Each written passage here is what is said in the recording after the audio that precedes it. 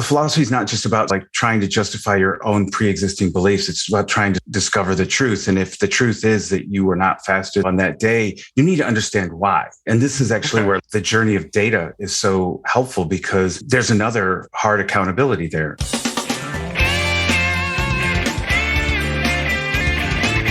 Welcome to the Your Data Driven podcast.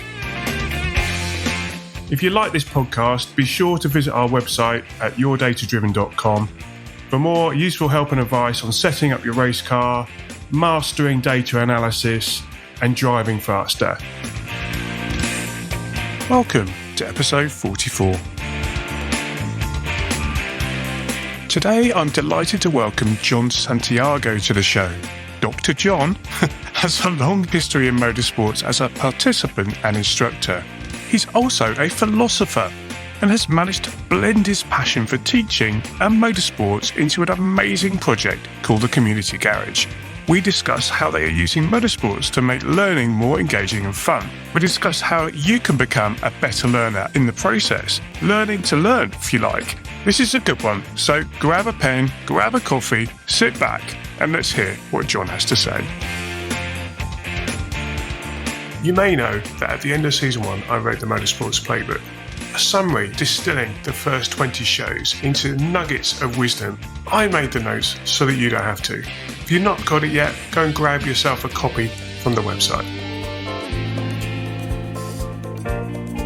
So, welcome, John. Thank you. Thank you, Samir. Look, it's an absolute pleasure to have you on the show today. I'm really excited to see where this conversation goes. Slightly different guest to normal, maybe, and we'll get into that. But you've got a really interesting project that you're pretty much starting up on that we can discuss, but also an interesting background in the world of motorsport and educating drivers and such like. And I'm just really interested in see how this conversation goes and see what we can learn from you and your experiences working with drivers and students.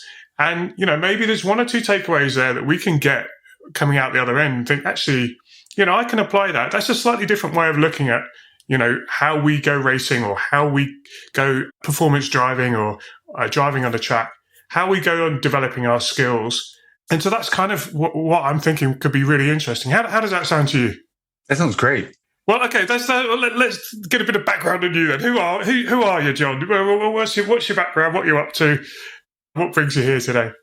Sure. John Santiago. I guess we'll start from the most recent. I'm the founder of the Community Garage. This is a nonprofit organization. It's an after-school program for kids. We use motorsports as a focal point, and we really use it as a draw to bring kids into, and then we teach them a bunch of life skills. That's really, really the focus of the program. And probably because that's kind of how I see motorsports, it's ridiculously rich in the array of things that it requires of you. And as a result, things that you learn from it. It is a microcosm of life, isn't it? In one thing, it's got some extremes of either end, the joys, the stresses, the aggression, managing yourself. I think it's absolutely fascinating what you're doing. Yeah, I mean, and it really is. That's kind of how I see it, is if there's any aspect of my life outside of motorsports that I'm working on, the chances are that I've had to work on that and I've had to, manage that in motorsports anyway. And that's why I thought, but it's also really cool. It's like super, right? It's like super sexy. And like, so, you sort of show up to, so I started going to a local high school, and it was like show and tell, right? I brought props, I brought cracked rotors, I brought like tires, I bought like, helmets and stuff. And I would just go and hang out there for a little bit and talk to them about whatever I brought. And then I brought a car, and I also brought my simulator. I packed up my whole sim rig and I brought that in one time. And those things just got tremendous attention, so the kids really respond to, wow, this is really, really cool. That started me off thinking about, well, how can I do this more consistently? Did they go, that's really, really cool? Like, so this is just a genuine question, because you hear that a younger generation, they're not interested in cars. They're distracted with technology and this kind of thing. And I'm not sure I believe that. So from what you're saying is it still had an impact. Well, sure.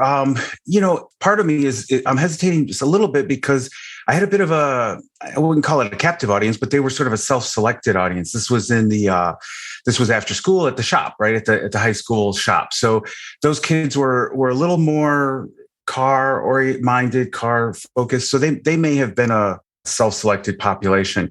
What most kids, though, that they at least initially respond to it, like that I've seen outside of the shop and whatnot. The big thing that I see for them is a kind of obstacle that I'm trying to either lower or knock down. And that's this sense of like vision. They can't see themselves in it. They can't see themselves like participating. Where do you start? Where do you even start with that? How do you, you see someone, they don't turn up as an individual with some running spikes and just run around the track. There's a whole infrastructure. There's a car. I don't know anything about cars. I just want to drive. Or maybe I, don't know anything about driving. I just want to do some work on a car. How do I get involved? Everyone looks a bit gruff, a bit oily, not always super happy because, they may have had a moment. Always seem to be busy. There's something always going on. So yes, I can understand maybe there's that feeling of ooh. Yeah. And there's, often the start is as simple as, you go ahead and take a seat, like get in the driver's seat, like go ahead, sit. And for them, it's such a distant, removed possibility for them to be able to sit inside is, and you read these stories about people who, some famous drivers who that's how they got their start, right? That's how they kind of somebody sat me in a race car and I was, my brain just went on fire. And I said, I have to do this. I have to be here again. But, there is still that, it's somebody else's car. It's somebody else's project. It's somebody else's thing. So we just are working to try to get them closer, like a little bit closer until maybe they start to think, well, wow, there are possibilities out there for me. It's not an impossibility. A lot of my own personal life was realizing that the things that other people were doing were possible for me. Let's roll back a bit then. So let's tell us a bit about your background, because it's not like in motorsports 100%, is it? No. I'm actually a college professor. So I teach philosophy. And when I was going through college, philosophy was not an option. It was, because it's like philosophers and poets, you want to be poor for the rest of your life or something. So I was supposed to be at college to get a job and to get, a career and all that kind of stuff. And I stumbled upon philosophy. And for years I was hanging out with all these philosophy professors, and taking classes. And it never dawned on me that it was something that I could do, even though I was doing really well. I was getting all A's in my classes. My professors would love to sit down and we would talk for hours. It was just never like on my horizon. And it took a long time before it suddenly, it actually hit me like in a bolt of lightning. It just suddenly, I was like, oh my goodness, I can do this. I can actually do this. And it's real. So now I teach college at out in the western suburbs. I'm in Chicago, in the Chicagoland area. And for my students, a lot of them, it's all good, well-intentioned, but the high schools and how they get counseled, a lot of it is career focused. A lot of it is, there's this path for you and, it's 1, 2, 3, and you'll have a job and the kids and the house and, and so thinking about themselves and their possibilities is not something that they're sort of primed for. So I spend time in the classes with young adults, working with them on that, as well as now with the high school kids to try to get to them a little bit earlier to say, there's a whole world out there of things that, you've only seen on the internet, and maybe we can have a little more close access to that. It's fascinating to hear about that, really. It's so because the philosophy side of things is, you said you talked a lot to people. I was like, well, I think that's what strikes me as a subject. It's a lot of talking. And from an engineering point of view, you can invest all that talking and maybe not get to a conclusion of what is like, are we going left or right? And the point is about their philosophy is that you have the debate and you raise awareness, and then people can make their own mind or just be enlightened. Maybe, I don't know about it too much, but just be enlightened about, I haven't really thought of it like that or whatever. But motorsports is quite precise in a way. You've either done the wheel up or not. But equally, there's quite a lot of compromises that go into how to drive or how to set your car up for different people or for different conditions. So maybe a philosophical attitude could add some value in there as well. Well, I think actually the core of a lot of philosophy is self-reflection, right? Like you have to do a lot of that. And so you get a really sharpened skill set for self-reflection and just general learning. So if you need to learn something new, that's really challenging for a lot of folks. They're trained in a very specific discipline or a specific, career path. And then to learn something new is really, really challenging for them. So I find it useful for that. Like philosophers are just natural learners. Like we love to learn and love to gobble it up. But I did have somebody once ask me, wow, that's strange. Philosophy and motorsports, how, I don't see the connection. And I said, I got into motorsports for one thing, accountability. And there is a kind of like, to your point, in philosophy, the debates can go on. They can just go and they can go and they can go.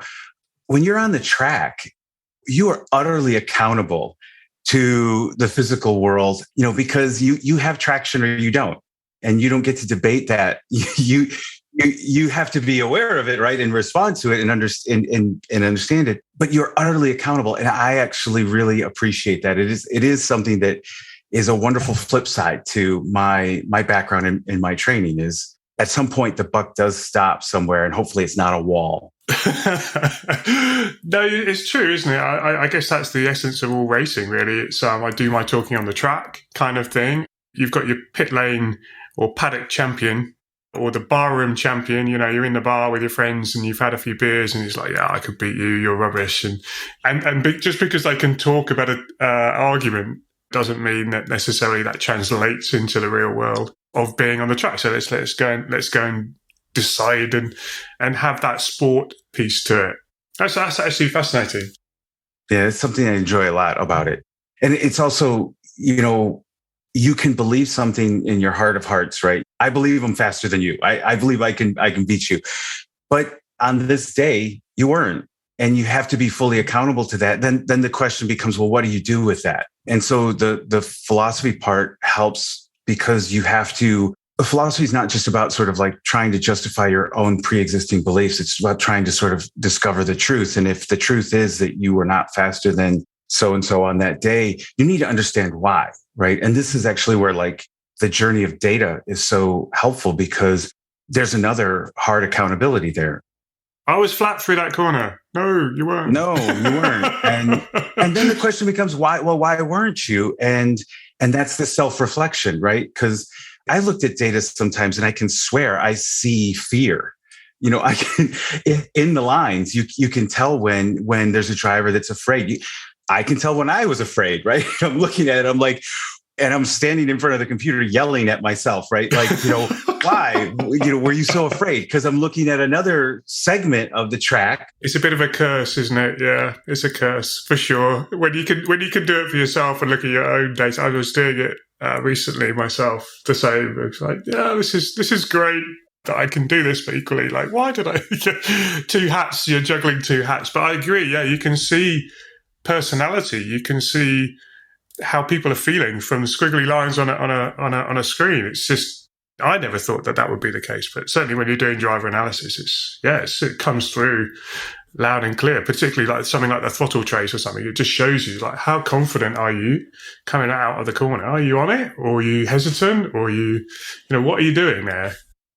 So there's something about looking at, I love the throttle trace. It's like a window to the soul. It's when you see things in it that are less than flattering. I try to take that back to the kids in the community garage, because I think there's a strong instinct in many kids and many young adults that when they see something that's negative and they can't sort of like avoid it, the tendency is to create a cover story. So rather than go the path of understanding, they go the path of justification, right? Like, well, let me tell you why I did that, or, and explain it away in some odd manner. So this is part of the life skills, right? When I talk about trying to use motorsports to convey life skills, it's things like that. You may never drive a car, you may never on track, you may never become a mechanic or something like that. But at some point, you're going to learn something very unflattering about yourself. And it's a basic life skill to be able to deal with that with grace and to learn and to gain from it rather than run from it and hide it up. We talked a little bit before the show about confidence, and I think that is basically what you're talking about. It's almost the confidence to say, actually, yeah, I made a mistake there. And that's that first thing, rather than sort of just trying to gloss over it, which, if I'm honest with you, particularly in an amateur motorsport paddock, that happens a lot because there's a lot of people who are a little bit it's quite complicated. The car's complicated, which gives two things: A, an opportunity, and B, a good cover story.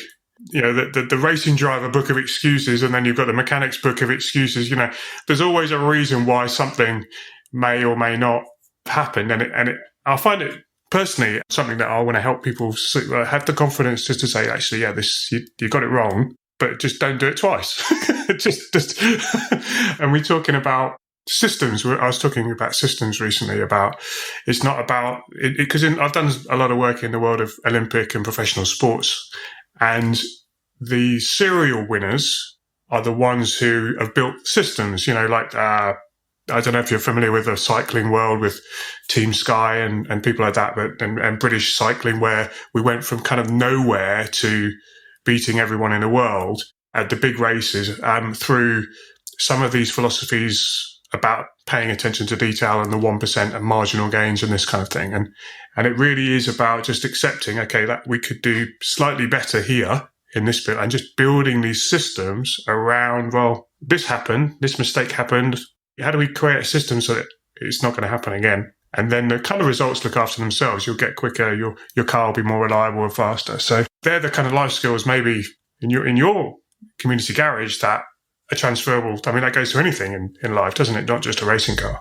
And a lot of that especially for the community garage kids, they're much younger. So we're looking at 15 to 18. And for them, like, life is overwhelming. Like, I look around the paddock at our events, also amateur racing events, and I teach intro class. So I'm the HPD1 group leader. So this is like the intro group. I run their classroom. HPD, just for people outside of North America who may not know what that is, because it took me a while to even, because we have, like, in the UK, we have track days and we have racing. And my understanding is HPD kind of sits in the middle. Right. Well, it kind of depends on how you think of the E part. So it's high performance driving event is a track day. What our organization refers to it as high performance drivers education. And so this is much more education centric. This is, having somebody not just ride shotgun with you, an experienced instructor, but also coming to a classroom, learning the nuts and bolts of high performance driving, some of the basic concepts. We have a full ladder program. So as you move up the different groups, you do different drills on track. And so it's the E is really about education. And I get them when they're first starting. So they're all, they can be very green and very overwhelmed, like it's just so much to learn. And it's like drinking from a fire hose, you're trying to just gobble this up. But, for adults to do this, they have a whole lifetime of resources that they've built up internal, like, that they've built up so they can utilize those to get through the weekend and get the most out of it. The kids don't have that. They often they get overwhelmed and then they just back away or they shut down somehow. So that's part of what we have to coach them through is, how do you build confidence in a context, an environment which is overwhelming? For some kids, it's the first time they open a hood and they just see a bunch of plastic and metal and it's overwhelming. Other times it's more when there's some high stakes thing, like we were working on a new shop car, a house car for us, and we were putting in shocks and they have these little adjustable, like remote adjustable cables. Well, they had to run the cable through somewhere, so we needed to drill a hole. So I handed the kid a drill and I said, I need you to drill a hole there. And his eyes went up, like they just wide-eyed, like, you want me to drill into your new car, right? Which is the right response, by the way. I think that is, for the engineer in me, goes, that is the right response, because he's obviously done the maths in his head, going, it's like, well, is that hole the right size in the right place? Is that going to damage the structural integrity of my new car? That's basically what he was thinking, I'm sure. I'm sure he was thinking that. Yeah, I'm sure. I think he was thinking something more like, I can't go back. Once I start it, there's no turning back. He wasn't ready for that yet. It also wasn't such a huge, overwhelming thing that it was going to crush him. This is pitched at the level that they need to begin to gain that confidence that somebody in your life is going to ask you to do something of consequence. And you're not going to be 100% confident that you know exactly how it's going to go.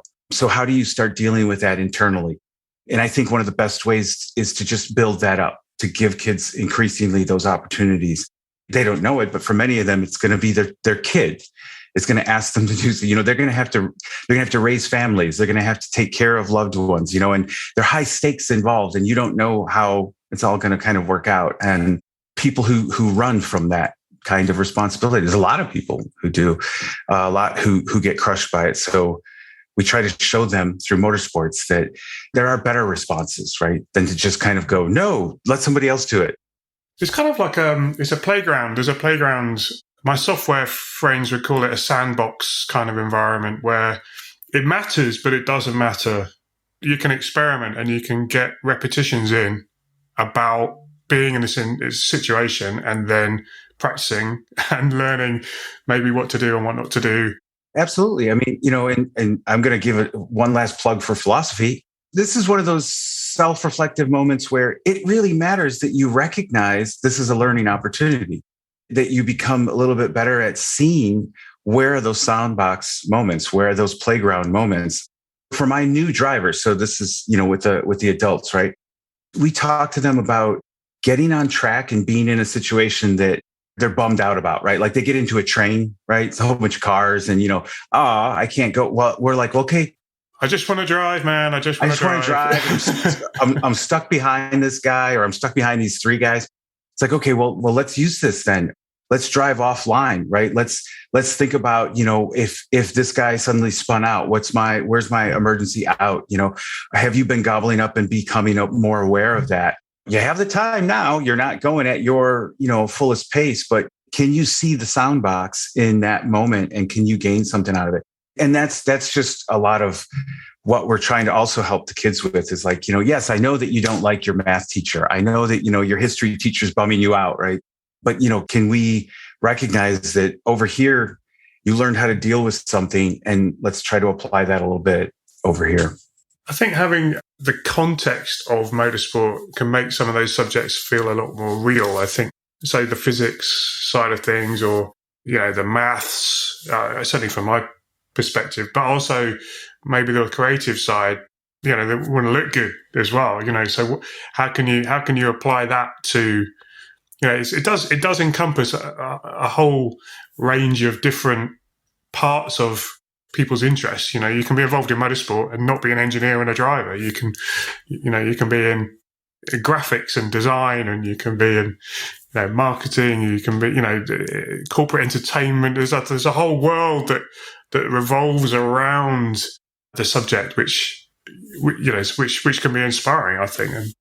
Oh, absolutely. And I think I affectionately call non-track people civilians. If I might say, that's a very American thing to say. That is probably it probably is. Yeah. So, for the civilians out there, they think of motorsports as like just the driving and, you're the thrill seekers. You're that kind of cat. When we get the kids involved, we start to help them see, no, first, I'm not like a big thrill seeker who like throws caution to the wind. I'm much more philosophical about my drive and I'm much more contemplative. I really do appreciate the data because it helps me think about what I'm doing. We bring them in and we show them, there are these other opportunities in motorsports. There's these other ways to express yourself.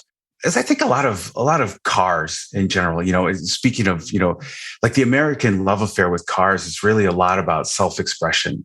It has all of these areas that you can explore. I'm a very low pressure type guy, I'm not trying to push my kids in any one direction. I'm trying to expose them to as many different opportunities as I can. So we take them to shops. We take them to performance shops, and we're always like finding the youngest guy at the performance shop to talk to them, they say, how did you get your start? How did you get a job here? This is so awesome. And you don't look that much older than I am, but they see business owners, right? If you have an entrepreneurial spirit, you can start a business, right? We have these little micro internships where we put the kids together with a motorsport professional just for a short period. It could be a day, it could be a weekend, it could be something, very short like that. We had a motorsports photographer who took one of our guys under his wing for the weekend, and he was blown away. He was like, this kid was like, I've never held a real camera. And so there is a reality to life that they're often missing because everything's coming to them through a virtual experience. I was going to say, it's very three-dimensional.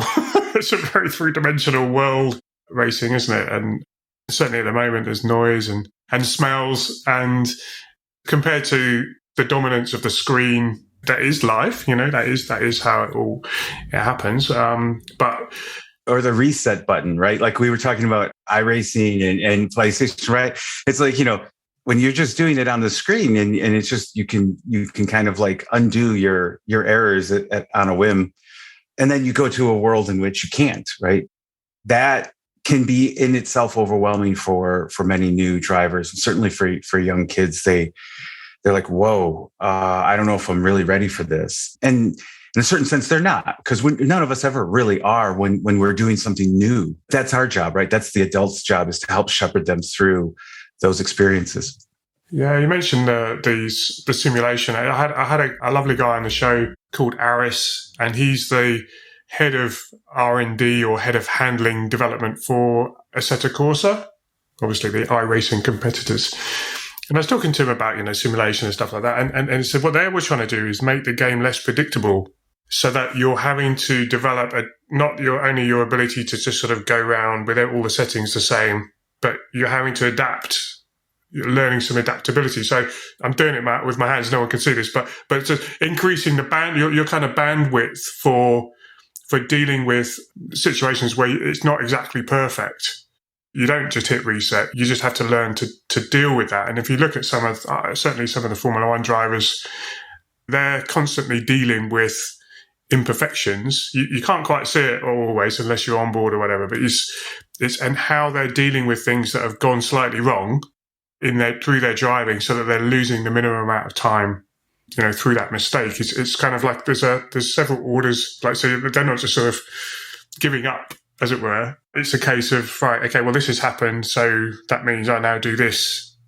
I click into this next gear of like dealing with that, minimizing the effect of that mistake or such like. And I think that's something you don't often see. I don't think outside of a racing environment. Well, maybe that's a bit of a sweeping statement, but it's certainly something you can learn from racing or track driving. That's absolutely the way I would have framed it. It turns out one of the most important life skills is that you learn in racing, right? That you learn in driving is that you will rarely ever be optimal. Rarely in your life will you have everything exactly as you want it at exactly the level that you were expecting.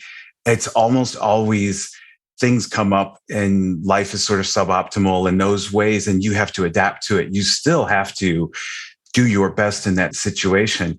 And that's often, I think a lot of people don't, because they were so expecting, they were so counting on everything to be exactly what they were planning on. And now they're dwelling on the disappointment. They're dwelling on the frustration. And I think when you look at the best drivers who do this, just don't dwell on it, right? They just kind of like move to, how am I going to get the most out of whatever, my tires have gone off or they cooled off and they're not ready yet. Those are kind of some of the earliest things that drivers sort of begin to experience. It's one of the things that I like about the newest sim rigs or the newest sim programs is that they're now presenting you with that. It's less gamey, where you get into the game and boom, instantly everything is ready to go. And so even the kids, because I have them in the sim rig as well, I have them driving, they're surprised by that. They're like, what do you mean it's not ready? It's like, no, and welcome to life, because you're going to go into a board meeting somewhere someday and the person who you were working with is not ready, or that there are other people on your team that are not ready, or something happened and the whole team now is influenced by this. And you have to come to that and make the adjustments in order to keep yourself moving forward. I think you made a point earlier, actually, about people not necessarily having the confidence to try because they're not sure if it's going to be successful in their definition of what that is. So there's quite a lot there in terms of, and that's what I quite like about racing, actually, because there can only be one winner. I was in a race recently and there was 46 of us on the grid. So, 45 of those people aren't going back. I mean, are they going back home completely distraught and upset because they weren't that one person who won, or is there something else that they could have achieved and won, in inverted commas? For me, getting on the grid, for example, is a win just at all, and things like that. So, I mean, I've got a question for you about driving. You mentioned about the instructing and things like that. Is there something that you see in your work in those early groups that you think, oh man, if this happens all the time, and this is one of the things I think, if more people knew about dealing with this, they'd be able to get more fun, more speed quicker. Is there anything that sort of stands out from your work instructing all those people? Well, I think the biggest thing I can think of in that context is probably the lack of understanding how much the driver matters. So we get, remember this, I'm talking about guys new to the sport, right? Folks who are new to the sport. There's so many who think it's the car, right? Like, well, if I was just in the next generation Porsche, if I had my other car, and it's so much emphasis on the machinery and the belief that is like where speed is, right? And not really truly appreciating just how much the driver's skill and the importance of developing your skills, because you can spend money all kinds of places, right? And it's easy to spend a lot of money on a new supercharger and still get blown away by the guy in the little Civic. We see that the most. And we try to sort of like set that as a cultural thing for us, is to emphasize the importance of the driver's learning. Your car's fine. How do you learn as a driver then? So you come in and you've taken that on board and you go, well, actually, I'm here because I like driving. I think I'm quite good at it. I feel like, maybe I've done a little bit of go-karting against my friends and I've beaten them. I'm confident on the road. I've got a nice fast car that I'm driving. I kind of know what I'm doing. So how do I go from that mindset to what you're talking about, and sort of, well, actually, Samir, there's a lot more to learn here for you. And how do you take people through that, and without sort of bursting their bubble, saying actually you're not as good as you think you are? How do you help give people that direction but still encouragement? If it was someone I was at a dinner party with and they were telling me their background and saying, well, I think I could go up and crush it. I'll be there. I'll show you guys. I mean, the first thing I would really just recommend to them is it's incredibly important that they get an instructor, because an instructor is able to frame small tasks for them and help them recognize that whatever their, sense of themselves was, they have to now apply it, and they're accountable. The track is calling. And so, a good instructor can give them a frame of reference and give them tasks for them to then begin to recognize, maybe they really do have a particular gift in one area or another of driving. And so they'll succeed very quickly. Boom. But then, they'll also be able to find those areas where it didn't go the way they thought it would go, in their head. I think if you just throw somebody out on track like that with no guidance whatsoever, it's just too easy for them to keep, driving and then begin to make the justifications and the excuses and when things didn't go the way they want. But if you have an instructor in the car that can give you some kind of guidance, I think that learning process can really begin. In our organization, the one that I work with the most, we do that like throughout the entire organization. So we have a full curriculum that just says, we're going to break this driving down into certain key elements. We're going to have very small, drills that you're going to work on. And then it's almost like just peeling back layers to expose where are your strengths and where are your weaknesses. And that can happen more organically. It's odd to say, if you give them structure, the learning happens organically. If you just give them no structure and let them drive on their own, it's harder to find those opportunities to learn. Don't take this the wrong way. I just sort of think it's like, but what is there to learn? I mean, it's not that difficult. Surely, I mean, you've just got the pedals and the steering wheel, and maybe you've got a gear stick. I don't know, depending on what kind of car. I mean, what is there to learn? I'm confident. I'm brave. I can vroom down the street. I'm great. I'm good off the lights. Maybe that's for the other people, but I'm good. Yeah, I mean, I think the number one thing to learn is that you are accountable, because, you might want to, come charging out of that corner. And we get this a lot, the big Corvette guys, right? Or the high horsepower Mustang guys, they complain about their car because they're just like, I can't come out of this corner. It's just like, well, that's because the track is telling you, your car is telling you that you don't have grip. And, and so you're sliding out. So once you realize that you're accountable, you need to know what you're accountable to. Like, I don't understand the friction circle. I don't understand, what do you mean using all of the track? I'm on the track. I'm using it. I went around the track, right? And so that's really the basic lesson, is that you can't get more than what's there. You have to begin learning what's there. And that's a much deeper pool than you think. Yeah. I just find it fascinating when people who are at the very top of professional motorsport, I talk to those guys and I ask them, what is it? And they're just so hungry to learn about driving and going quicker. And I'm thinking, but you're already the best, right? So for me, that was a sign already. I suppose I'm maybe a bit more like you in anyway, quite reflective. But for other people, that's not necessarily their natural state. And the message, one of the takeaways for me is that if those guys are still looking to learn, if they're in a qualifying session and they're looking at a printout of where they can find some more time, then basically we've all got to at least be open-minded to the fact that there's a little bit more to come from the driver. There may still be, yes, you're right, there may still be something from the car too. And getting the car to give you signs and give you confidence is not a trivial problem either. And so sometimes I guess when you start, you don't know what you don't know yet, so you don't know what good feels like.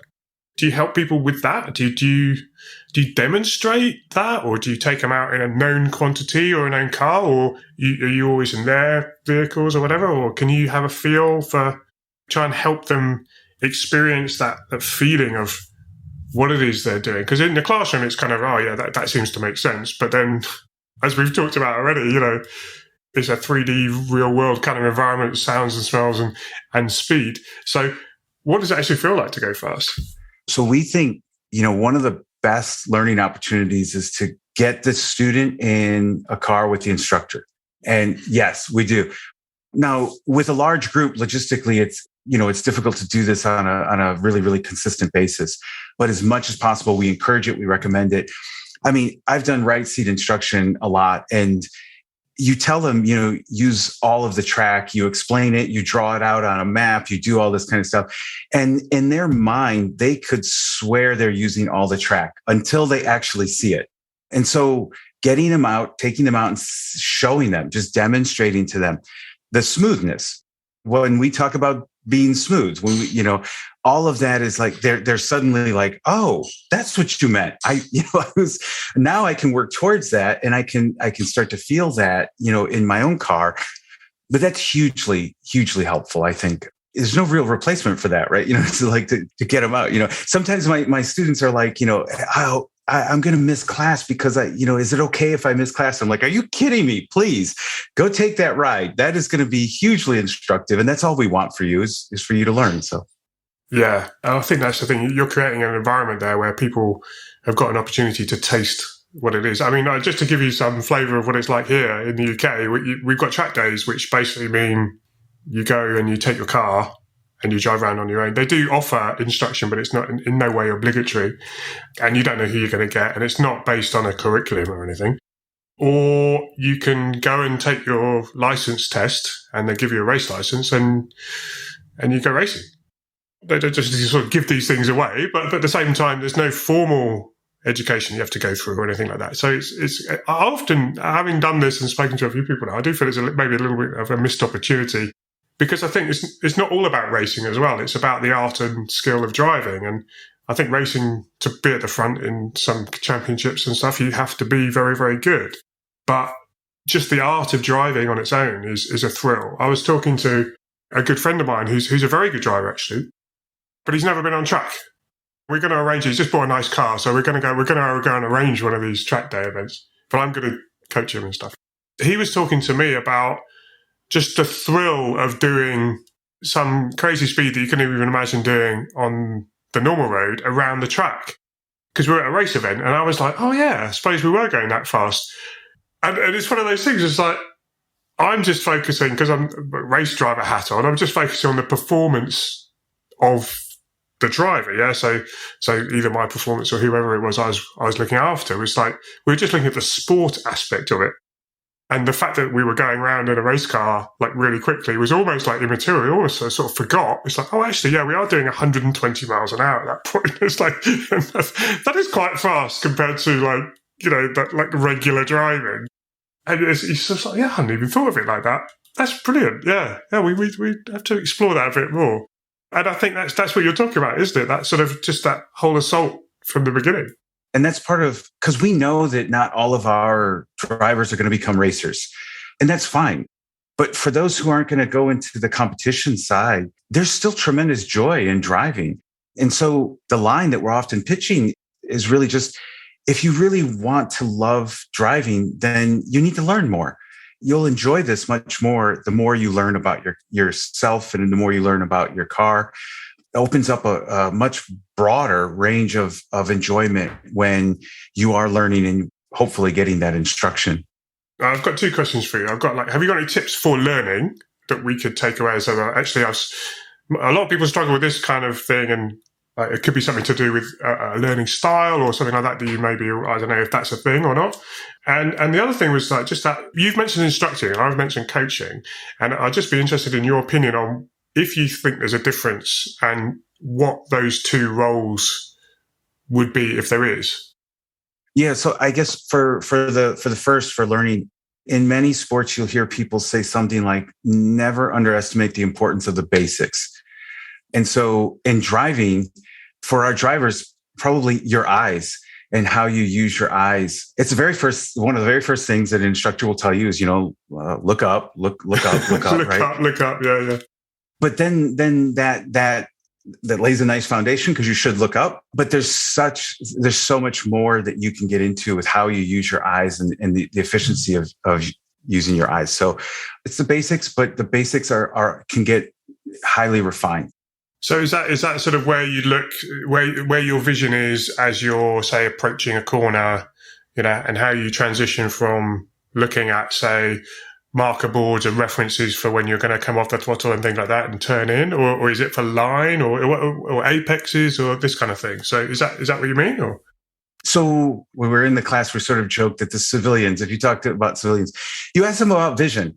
The concern is like, can I see it? Like, I'm getting old and my eyes are getting, I can't see it right. Like, so it's really like, the quality of your vision, right? It's like, that's kind of the way they think of it. New drivers are often picking up reference points, right? So what do I look at? Do I see the berm? Do I see the line, the smudge on the track? But as you improve your driving, you're thinking more about when do you see those references? And so it's more about timing.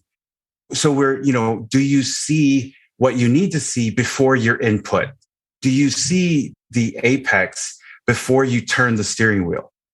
If you're not seeing the apex and you're turning the steering wheel, you're just sort of guessing. You're kind of like hoping that that's the general direction you're supposed to be going. And I think that's the way many people drive on the street, because, you have these thousands of miles that you accumulate, and that's a lot of practice. You just don't call it practice, but it is a lot of practice. And there's no real urgency to the corner. It's just, you're just going to make it around the corner. You're generally heading in the right direction. And so you're fine, but you don't actually see your targets or your marks before you actually move that wheel. And the same with your pedals, right? You don't see the turning point before you put your foot on the pedal, right? On the brake. So it's those kinds of things, like what is your timing like with your vision? And practicing that becomes sort of like a daily practice. Like you can actually practice that on the street. You don't have to be driving at race car speeds to do eye training. As you get more to the competition side, you have to use your peripheral vision a lot more, and you can practice that going to get groceries. So it's the basics, coming back to the basics, and never really sort of like letting that, like, I have this new technique. I have this new thing I want to work. It's like, okay, that's great. And I know that that's going to, there's an application for it, but there's much more application for the basics, because that's why they call them the basics, right? That's what gets you around the track. So that would be sort of like the learning thing. As far as the second one was about just learning mindsets, like learning styles. Yeah, learning styles. Yeah. So I probably gave you too many questions. Sorry. So something that I've been made aware of is people have different learning styles, or that's what I've been told. And so, or preferences for learning. I'm not sure about that, but that was definitely something that's been put to me as like, actually the reason this person's struggling is because they have a preference for hearing rather than visuals or something like that. Is that sort of useful, or is that sort of something you see? Is that useful for people when they're driving on track? Or, I have the same suspicion that you just expressed. I'm not sure that people genuinely do have different learning styles. What I will say is that learning about their learning styles should make you curious. And so I would recommend that people bring to the track that curiosity, like, hey, I never thought about this is many folks know Ross Bentley, right? This is one of his favorite things is to say, hey, go out and spend a session just listening. Just try to open your ears up a little bit more. You don't worry about everything else. Just drive your drive, but just really, really focus on your listening, or focus on your bum, right? Like just spend the whole session, just drive your drive, but really just try to pay attention to what your derriere is sort of like telling you. And so get curious, get curious about data, get curious about track maps. Does it help you to, if you haven't used them before, try it and experiment with those different things, because you may discover whatever the research says about learning styles, you're the driver and you're the one who's accountable to the track. And so if this works for you, then you should utilize that. But I don't think that people will know that without the experimentation. I think that's absolutely great. I think that really, that goes across anything really to do with motorsport. I think I've certainly seen people who are afraid to try different things for good reason. They don't know what's going to happen or whatever. But at the same time, when you do, it kind of can sometimes, it's a bit like cork coming out of the bottle, really. We're sort of like, oh, right, well, we tried that and it didn't work, but we did learn this. And now if we do this over here, it's like, oh, genie's out of the bottle here, right? We just, we're just learning all the time, trying loads of different things. And it suddenly takes you up another level. It's vitally important also to help you recognize your shortcomings. So you might get exposed to something and just say, I'm not really terribly adept at this, but that's how you start to build your team. And for amateurs, it's often your team of friends, right? Who's really a little more apt at the data, right? Who can interpret that kind of data. If we're on an endurance team, and which driver can communicate back to the rest of the team, things that are valuable about what the car's doing.